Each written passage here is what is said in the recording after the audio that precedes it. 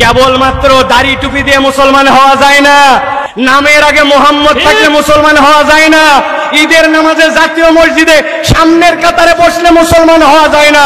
মুসলমান হতে হলে আল্লাহর জমিনে আল্লাহর আইনে দেশ চলবে, পুরো পৃথিবী চলবে, এইটার প্রতি আপনার সমর্থন থাকতে হবে।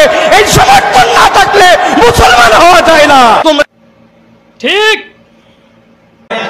ওরা শরিয়াকে কেন ভয় পায় আপনাদেরকে বলি। শরিয়াকে আমার তো খুব চিৎকার করে কথা বলতে ইচ্ছে করে।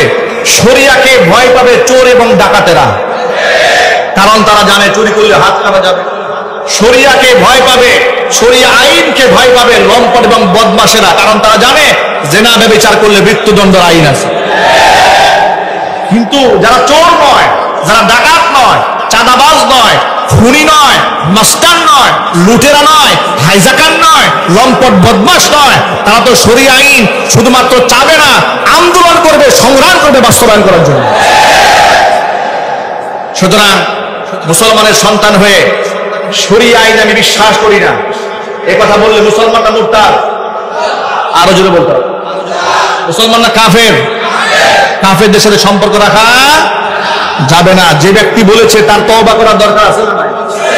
আরো বাংলাদেশের ছাত্ররা, নামাজিরা সবাই চায় আগে দেশ সংস্কার হোক, তারপরে কি হবে?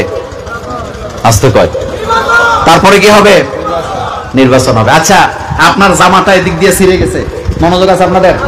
আপনার জামাটা এদিক দিয়ে ছিঁড়ে গেছে, আপনি জামা আগে সেলাই করবেন না জামা আগে গাও দিবেন?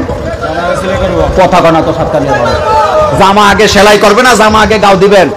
আপনি করবেন না জামা আগে গাও দেন, সেলাই করেন পরে। আপনার মতো বোকা পৃথিবীতে আর আছে নাকি? শুনেন, জামা আগে গায়ে দিবে সেলাই নাই কইরা। সংস্কার ছাড়া যারা নির্বাচন চায়, আমি নিশ্চিত তাদের উদ্দেশ্যের মধ্যে কি আছে?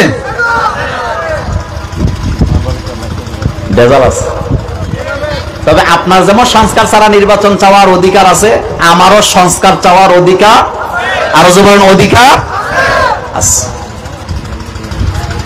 54 বছর ধরে যে আইন কানুনের মাইর পেছে জনগণের উপরে জুলুম করা হয়েছে, সেই আইনগুলা পরিবর্তন না করে কাউকে ক্ষমতায় বসে আবার মানুষের উপরে জুলুম করতে দেওয়া হবে না। যদি এটা করা হয়, বাংলাদেশের 18 কোটি মানুষেরা জমিনে নেমে, মাঠে নেমে তার মোকাবেলা করা হবে ইনশাআল্লাহ। কারণ নতুন করে আর কাউকে চাঁদাবাজি করতে দেওয়া, বলেন দেওয়া, মানুষের উপরে জুলুম করতে দেওয়া যাবে না। এমন একটা বাংলাদেশ। তাহলে আমি কি করতে পারলাম? এটা আমার একটা মনের শান্তি যে এই অসুবিধাটা দূর করার ক্ষেত্রে আমি কিছুটা সাহায্য করতে পারলাম। এর চেয়ে বড় শান্তি আর কি? এরপরে কি চাই? ভোট চাই? কোনো ভোটের দরকার নাই। আপনারা আমার ভোট দিবেন, আমার মনে হয় আপনাদের সামনে জোর জবরদস্তি করে ভোট আদায় করাও আমার কাছে।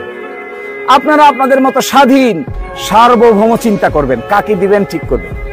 আমি আমার কথা বলে গেলাম, বাকিটা আপনারা যারা নেতৃস্থানীয় লোক আছেন আপনারা নিজেরা বুঝবেন। বিবেককে, বিচারকে কাজে লাগাবেন।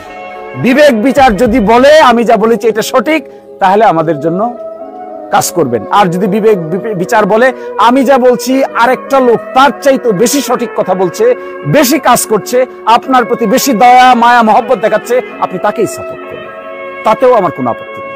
আমি এত ছোট মনের লোক না যে আরেকজনকে গালিগালাজ করে বা আরেকজনকে হেয় প্রতিপন্ন করে আমি বড় হইতে চাই।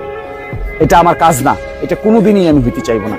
আমার যদি কোনো ইজ্জত না থাকে, কোনো সম্মানও না থাকে, আরেকজনের ইজ্জতের বিনিময়ে আমার ইজ্জত বাড়ানোর কোনো দরকার আমার নেই।